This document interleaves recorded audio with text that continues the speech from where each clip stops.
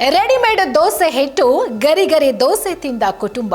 ಬೆಳಗ್ಗೆ ಇಡೀ ಕುಟುಂಬದವರಿಗೆಲ್ಲ ವಾಂತಿ, ಅಸ್ವಸ್ಥತೆ. ಅಯ್ಯೋ, ಮೊಮ್ಮಕ್ಕಳನ್ನ ಉಳಿಸೋಕೆ ಸಾಧ್ಯವಾಗಲಿಲ್ವಲ್ಲ ಅಂತ ಅಜ್ಜ ಕಣ್ಣೀರು. 3 ತಿಂಗಳ ಮಗು ದೋಸೆ ತಿಂತ ಹಾಲು ಕುಡಿತ. ಇದು ಈ ಹೊತ್ತಿನ ವಿಶೇಷ. ನಾನು ಸುಧಾ ಕಪಡ. ಆಹಾರದಲ್ಲಿ ಕಲಬೆರಕೆ, ಶುದ್ಧತೆ ಇಲ್ಲ ಅನ್ನುವಂಥ ಆರೋಪಗಳು ಆಗಾಗ ಕೇಳಿ ಬರುತ್ತಲೇ ಇರುತ್ತೆ. ಇದು ಒಂದು ರೀತಿಯಾಗಿ ಬಗೆಹರಿಯದ ಸಮಸ್ಯೆ, ಸೊಲ್ಯೂಷನ್ ಇಲ್ಲದೇ ಇರುವಂಥ ಸಮಸ್ಯೆ. ನೀವು ಎಷ್ಟೇ ಶುದ್ಧತೆಯನ್ನು ಫಾಲೋ ಮಾಡಿ, ಕಲಬೆರಕೆ ಮಾಡಬೇಡಿ, ಅದರಿಂದ ಮನುಷ್ಯನ ಆರೋಗ್ಯಕ್ಕೆ ತೊಂದರೆಯಾಗುತ್ತೆ ಅಂತ ಎಷ್ಟೇ ಹೇಳಿದ್ರೂ ಕೂಡ, ಸರ್ಕಾರ ಎಷ್ಟೇ ಕ್ರಮ ತಗೊಂಡ್ರೂ ಕೂಡ ಜನ ಮಾತ್ರ ಕಲಬೆರಕೆ ಮಾಡೋದನ್ನು ನಿಲ್ಲಿಸೋದಿಲ್ಲ. ಕಾರಣ, ಅವರಿಗೆ ವ್ಯಾಪಾರ ಚೆನ್ನಾಗಾಗಬೇಕು, ದುಡ್ಡು ಮಾಡಬೇಕು, ಯಾರು ಹೆಂಗಾದರೂ ಸತ್ತೋಗ್ಲಿ. ಇದು ಈ ಒಂದು ಕಲಿಯುಗದ ದುರಂತ. ಆದರೆ ಇಲ್ಲಿ ಅಹಮದಾಬಾದ್ನ ಚಾಂದಖೇಡಾ ಪ್ರದೇಶದಲ್ಲಿ ಒಂದು ನಿಗೂಢ ಮತ್ತು ದುಃಖಕರ ಘಟನೆ ನಡೆದಿದೆ. ನೋಡಿ, ನಾವು ಯಾವುದೇ ಒಂದು ವಸ್ತುವನ್ನು ಪರ್ಚೇಸ್ ಮಾಡುವಾಗ ಒಂದು ಕಂಪನಿಯನ್ನು ನಂಬಿ ಆ ಒಂದು ಪ್ರಾಡಕ್ಟ್ ಚೆನ್ನಾಗಿರುತ್ತೆ ಅಂತ ಹೇಳಿ ಪರ್ಚೇಸ್ ಮಾಡ್ತೀವಿ. ಕೆಲವೊಮ್ಮೆ ಪ್ಯಾಕೆಟ್ನಲ್ಲಿರುವಂಥ ಪ್ರಾಡಕ್ಟ್ಗಳನ್ನು ಯೂಸ್ ಮಾಡಲಿಕ್ಕೆ ಭಯ ಪಡ್ತೀವಿ. ಕಾರಣ, ಅದರಲ್ಲಿ ಕಲಬೆರಕೆ ಆಗಿರುತ್ತೆ, ಬೇಡ ಅಂಥೇಳಿ. ಕೆಲವೊಮ್ಮೆ ನ್ಯಾಚುರಲ್ ಆಗಿ ಹೋಮ್ ಮೇಡ್ ಪ್ರಾಡಕ್ಟ್ಗಳನ್ನು ನಂಬಿ ನಾವು ಅದನ್ನು ಪರ್ಚೇಸ್ ಮಾಡಿಕೊಂಡು ಅದನ್ನು ಯೂಸ್ ಮಾಡೋಕ್ಕೆ ಶುರು ಮಾಡ್ತೀವಿ. ಆದರೆ ದುರಾದೃಷ್ಟ, ಆ ಒಂದು ಹೋಮ್ ಮೇಡ್ ಪ್ರಾಡಕ್ಟ್ಗಳಲ್ಲೂ ಕೂಡ ಕಲಬೆರಕೆ ಆದಾಗ ಮನುಷ್ಯನ ಸಾವಾಗೋದು ಖಚಿತ. ಅಂಥದ್ದೇ ಒಂದು ಘಟನೆ ನಡೆದಿದೆ. ಆದರೆ ಈ ಘಟನೆಯಲ್ಲಿ ಸಾಕಷ್ಟು ಟ್ವಿಸ್ಟ್ ಆ್ಯಂಡ್ ಟರ್ನ್ಸ್ಗಳಿದೆ. ಅದ್ರ ಬಗ್ಗೆ ಹೇಳ್ತಾ ಹೋಗ್ತೀನಿ. ಅದನ್ನು ತಿಳ್ಕೋಬೇಕು ಅಂತಂದರೆ ಈ ಒಂದು ವಿಡಿಯೋವನ್ನು ಕೊನೆವರೆಗೂ ಮಿಸ್ ಮಾಡದೆ ನೋಡಲೇಬೇಕು. ಏಪ್ರಿಲ್ 1ನೇ ತಾರೀಕು ಸಂಜೆ ಆಗಿದೆ. ವಿಮಲ್ ಪ್ರಜಾಪತಿ ಅನ್ನುವಂಥ ವ್ಯಕ್ತಿ ಮತ್ತು ಅವರ ಪತ್ನಿ ಚಾಂದಖೇಡಾ ಅನ್ನುವಂಥ ಒಂದು ಪ್ರದೇಶದಲ್ಲಿ IOC ರಸ್ತೆಯಲ್ಲಿರುವಂಥ ಒಂದು ಡೈರಿಯಿಂದ 3 kg ರೆಡಿಮೇಡ್ ದೋಸೆ ಹಿಟ್ಟನ್ನು ಖರೀದಿ ಮಾಡ್ಕೊಳ್ತಾರೆ. ಮನೆಗೇನೋ ದೋಸೆ ತಿನ್ನಬೇಕು ಅಂಥೇಳಿ ಅನಿಸುತ್ತೆ ಪಾಪ ಎಲ್ರಿಗೂ. ಹಾಗಾಗಿ ಮನೆಗೆ ದೋಸೆ ಹಿಟ್ಟನ್ನು ತರಬೇಕು ಅಂಥೇಳಿ ಹೋಗಿ ದೋಸೆ ಹಿಟ್ಟನ್ನು ಖರೀದಿ ಮಾಡಿಕೊಂಡು ತಂದು ಬಿಡ್ತಾರೆ. ಅದರಲ್ಲೂ ಹೋಮ್ ಮೇಡ್ ದೋಸೆ ಹಿಟ್ಟದು.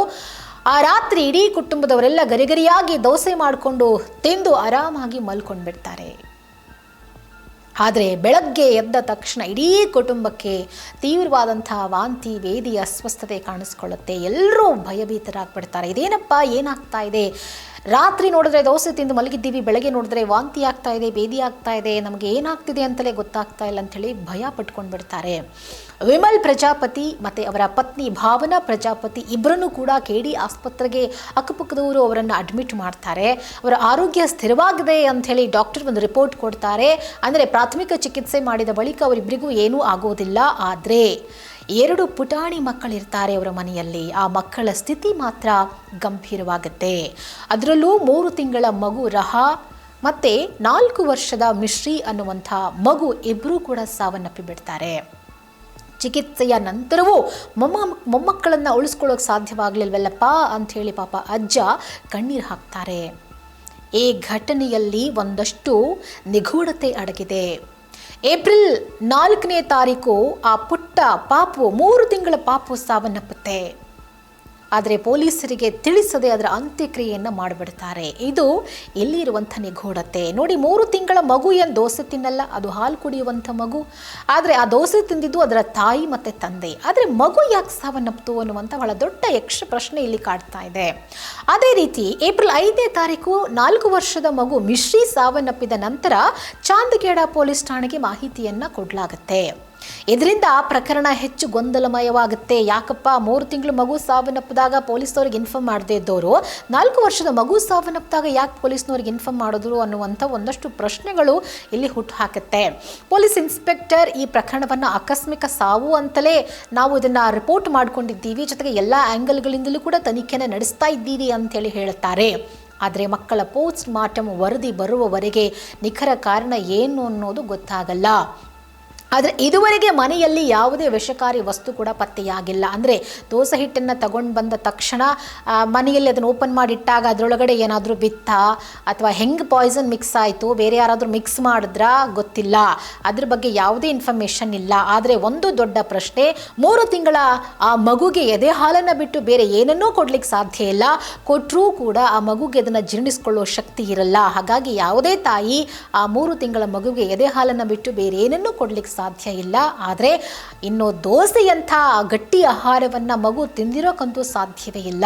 ಹಾಗಾದರೆ ಅವಳ ಸಾವಿಗೆ ಕಾರಣ ಏನು ಅನ್ನುವಂಥ ಯಕ್ಷ ಪ್ರಶ್ನೆ ಇದೀಗ ಎಲ್ಲರನ್ನ ಕಾಡ್ತಾ ಇದೆ. ತಾಯಿಯ ಆರೋಗ್ಯ ಗಂಭೀರವಾಗದೇ ಹೋಗಿದ್ದಿದ್ರೆ ಹಾಲುಣಿಸೋದ್ರಿಂದಲೂ ಕೂಡ ಶಿಶುವಿಗೆ ತೊಂದರೆ ಆಗೋದಿಲ್ಲ ಅಂತ ವೈದ್ಯರು ಹೇಳ್ತಿದ್ದಾರೆ. ಅಂದರೆ ಇನ್ ಕೇಸ್ ತಾಯಿ ಪರಿಸ್ಥಿತಿ ಏನಾದರೂ ಗಂಭೀರ ಆಗಿದೆ, ಅವರು ತಿಂದಂಥ ದೋಸೆಯಲ್ಲಿ ಏನಾದರೂ ವಿಷ ಮಿಕ್ಸ್ ಆಗಿ ಎದೆ ಹಾಲಿನಿಂದ ವಿಷ ಬಂದು ಮಗು ಸಾವನ್ನಪ್ಪಿರ್ಬೋದು ಅಂತೇಳಿ ಗೆಸ್ ಮಾಡ್ಬೋದಾಗಿತ್ತು. ಆದರೆ ತಾಯಿ ಗಂಭೀರ ಪರಿಸ್ಥಿತಿಯಲ್ಲಿಲ್ಲ, ಅವರು ಚೇತರಿಸ್ಕೊಂಡಿದ್ದಾರೆ, ಆರಾಮಾಗಿದ್ದಾರೆ. ಆದರೆ ಹಾಲು ಉಣಿಸಿದ್ದಾರೆ, ಆದರೆ ಮಗು ಸತ್ತು ಹೋಗಿದೆ. ಇದು ಹೇಗೆ ಸಾಧ್ಯ ಅಂಥೇಳಿ ವೈದ್ಯರು ಕೂಡ ಶಾಕ್ ಆಗ್ತಾರೆ. ಸದ್ಯಕ್ಕೆ ಪೋಷಕರನ್ನು ICUನಲ್ಲಿ ಇಟ್ಟು ಟ್ರೀಟ್ಮೆಂಟನ್ನು ಕೊಡ್ತಿದ್ದಾರೆ. ಕುಟುಂಬದವರು ಆಲ್ರೆಡಿ ಸುಮಾರು 2.5 kg ಹಿಟ್ಟನ್ನು ಡೈರಿಗೆ ವಾಪಸ್ ಹಿಂತಿರುಗಿಸಿದ್ದಾರೆ. ಎಲ್ಲಿಂದ ತಗೊಂಡು ಬಂದಿದ್ರು ಅಲ್ಲಿಗೆ ವಾಪಸ್ ಕೊಟ್ಟಿದ್ದಾರೆ. ಕೇವಲ ಒಂದು ಸಣ್ಣ ಭಾಗವನ್ನು ಮಾತ್ರ ಬಳಸಿದ್ದಾರೆ. ಅಂದರೆ 1/4 kg ಅವರು ದೋಸೆ ಹಿಟ್ಟನ್ನು ಬಳಸ್ಕೊಂಡಿದ್ದಾರೆ, ಹೆಚ್ಚಾಗಿ ಏನೂ ಬಳಸಿಲ್ಲ.